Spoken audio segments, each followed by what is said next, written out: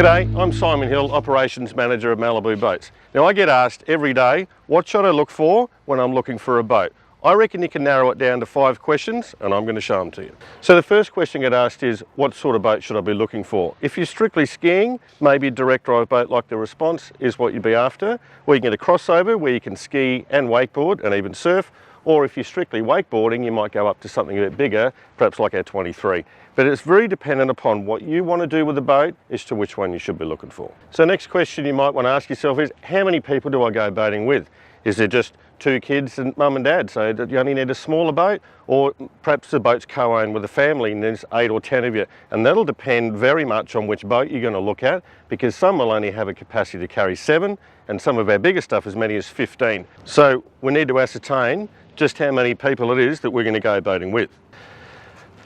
Okay, so next thing we want to have a look at is where you're going to use the boat. Now, are you on a river, on a lake, or even out in the sea?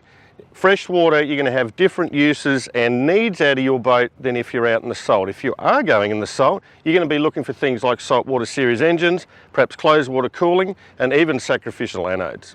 Okay, so the next thing we need to determine is, where are we going to store the boat? What are we going to do with it when we're not skiing or wakeboarding? So will it fit in my garage?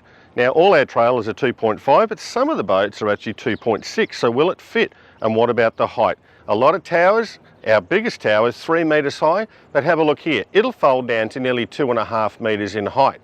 So you need to ascertain, will it fit? So another thing to consider is, what am I going to tow it with? Now, some boats are going to range from 1800 kilos right up to 3 tonne plus. So if you're not in the market for a new car, you really need to have a close look at what the towing capacity is of your vehicle and what the weight of this boat is on the trailer. Will my car tow this boat? Okay, so there you have it. There's 5 things that are important to consider when you're shopping for a boat.